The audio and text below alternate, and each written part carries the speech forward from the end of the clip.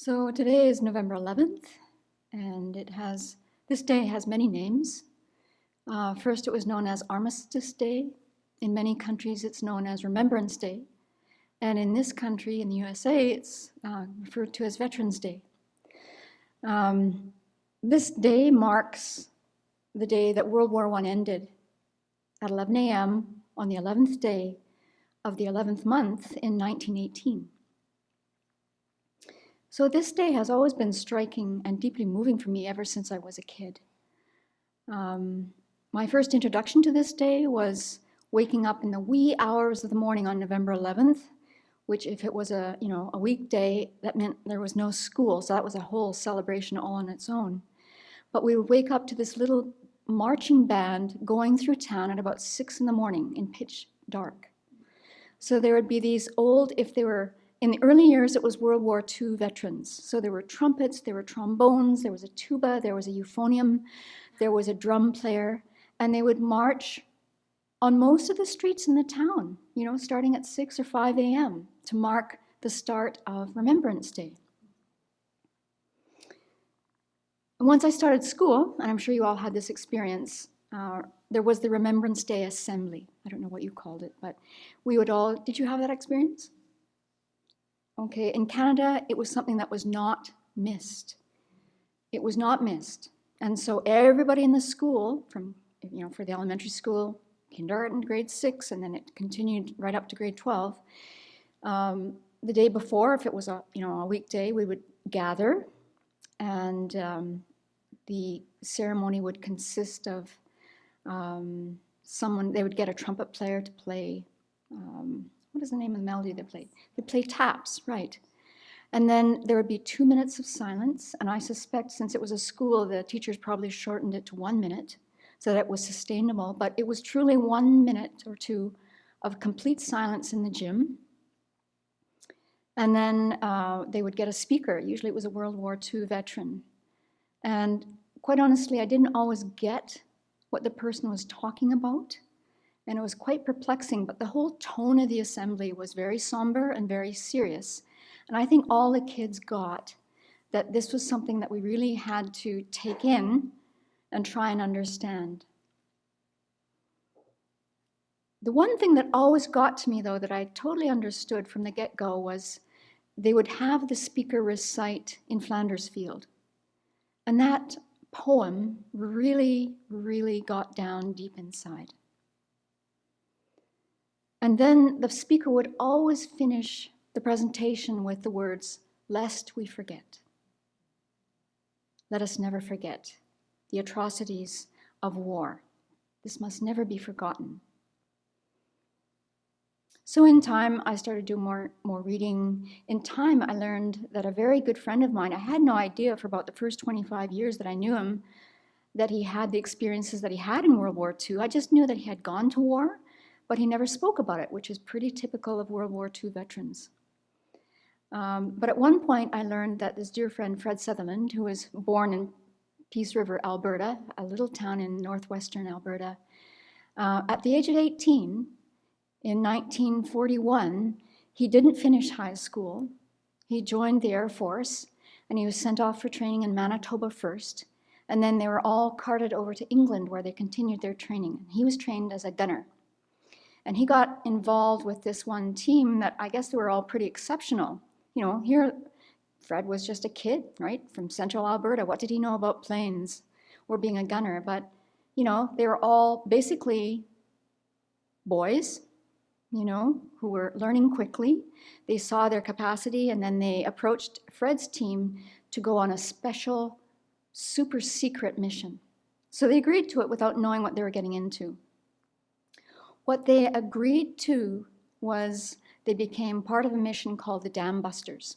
So this talk could go in so many directions, and I've only got about 10 minutes. Essentially, this team, they were doing this undercover flying at night. There was a scientist who developed a bomb, a 12,000-pound bomb, that when the plane released it, it would spin. So the whole idea of this bomb spinning was that it would skip across the water and smash into a dam. So the idea was they wanted to take out the dams in Germany to stop a lot of the production of the ammunition creation. The very tricky thing about this mission, which is why it was so secret, is that the planes would have to go down and be 60 feet above ground at night. So the planes are flying with some lights so they can see where they're going, and you can imagine it's 1942, and the kind of sophistication of instruments in a plane, I don't really know what they were using. It probably was very marginal, but they had to do this at night to release the bomb so that it would spin across the water and smack into the dam. So he was on this mission a number of times. I think in all there were 51 crews. I think a third of the crews were just shot out of the air easily. I mean, the Germans would hear the planes coming. They would see them, right? And they're just, gone. But Fred survived this. And on his last mission, they took out the Eder Dam. And as the plane was coming back up, the plane clipped some trees. And the pilot managed to steer the plane so that all of them he got to a certain height with the plane, but the plane was just losing altitude. And everyone bailed out except for the pilot. So Fred and his buddies got out. They parachuted into a field in Holland, and the pilot died. So then, I don't want to spend too much time on this part of the story, but they were rescued by Dutch farmers. The Dutch farmers gave them lay people clothes, and they took them in a hut. They took them to a hut that was in the forest somewhere in Holland that was run by the underground. So there were all these causes and conditions that came together for Fred and his buddies to stay alive. Months later, he makes it back to Canada. There were so many close calls with the Germans. Those stories just are another book. So once it was out that Fred had these experiences, in the last few years of his life, when I was visiting, I'd ask him more questions, and he was more comfortable talking about it by this time. So I asked him, Fred, what made you at age 18, you weren't finished high school, why did you sign up and go to the war? And he said, it was a very obvious decision. He said, what else would I do? I knew that the war had to stop, and I knew that whatever needed to be done, I was prepared to do it because I wanted future people in this country and around the world to have peace and to be safe. And that's what drove him to do this.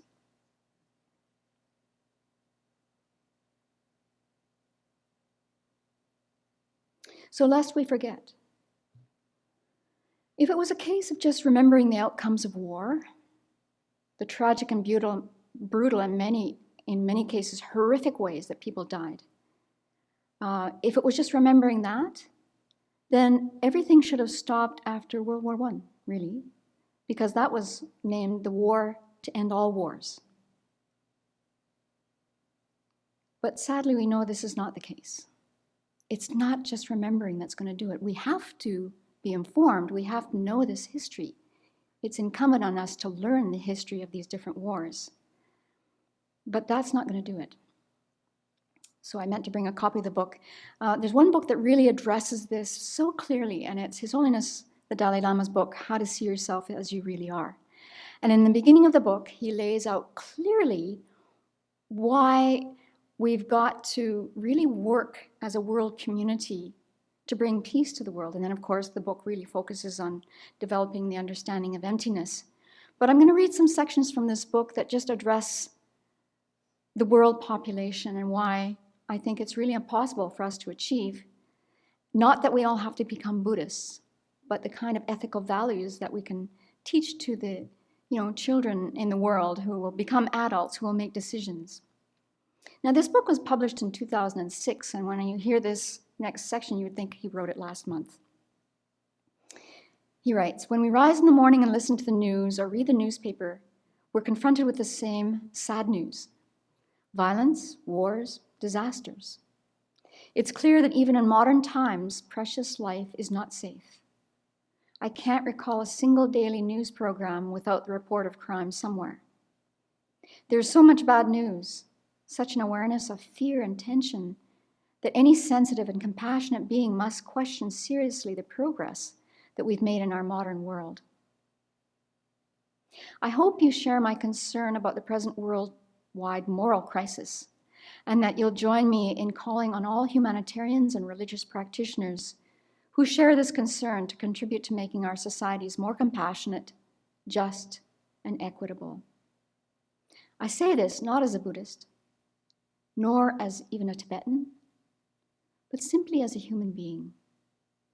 I also don't speak as an expert on international politics, but as part of the Buddhist tradition, which, like the many traditions of the great world religions, is founded on a bedrock of concern for all beings.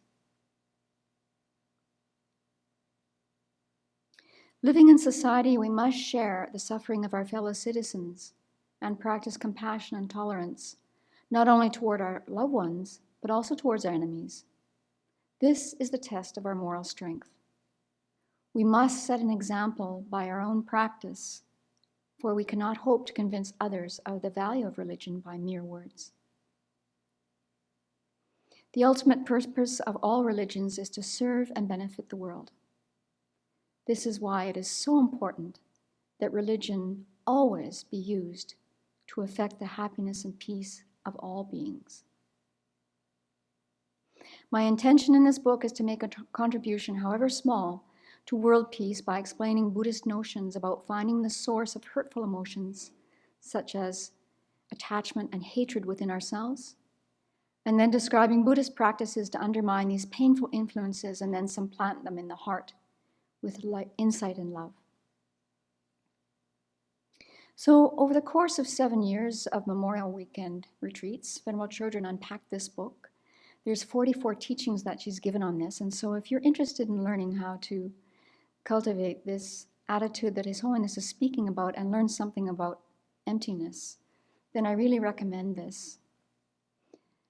Now, since we're all not able to attend Remembrance Day or a Veterans Day service during COVID, then, I think it's really important for us to look for resources that we can educate ourselves with.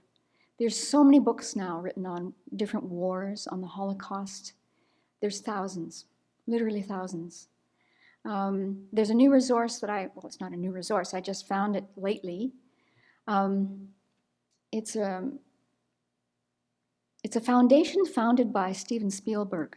So after he made the movie Schindler's List, which was made in 1993, a year later, and by the way, he never expected people to actually be interested in that movie. He thought people actually couldn't bear it. And it turned, as you know, into a blockbuster. It's a movie that I hope we can see here. So in 1994, he created this foundation. It's called the University of Southern California Shoah Foundation. And at that time, it was principally designed to collect the testimonials of people still living who had survived the Holocaust. And it has absolutely mushroomed in scope now. It not only has that collection of testimonies, but they've expanded it to include people who have survived genocides around the world. And so right now there's at least 55,000 testimonies. There's 4,000 testimonies that you can find online, and it's a magnificent resource. So the mission of this foundation is to develop empathy, understanding, and respect through testimony. Through research and educational programs, the foundation harnesses the power of its archive of personal testimonies from witnesses of genocide to educate and promote better understanding of people around the world. So the other thing you might do today is, if you actually have the privilege of knowing a veteran, call them up, reach out to them. Eventually we'll be able to do that in person when it's safe, but when you have that chance, just go and listen. Don't say much, just listen.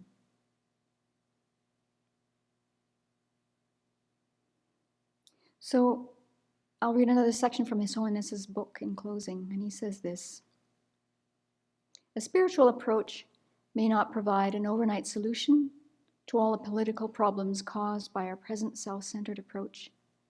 But in the long run, it will address the very basis of the problems that we face today, removing them at the root. The world is becoming smaller now, to the degree that all parts of the world are obviously part of yourself. Thus, destruction of your enemy is destruction of yourself. The very concept of war is outdated. If the 20th century was the century of bloodshed, and indeed it was, the 21st has to be the century of dialogue. So when the pandemic has been resolved, which it will be, and we can again gather with others attending a Veterans Day or Remembrance Day service, that's a ritual that I'm looking forward to. Transforming our mind, though, becoming a Buddha to benefit all, this is a project that we'll do for the rest of our life and the rest of our future lives, pandemic or no pandemic.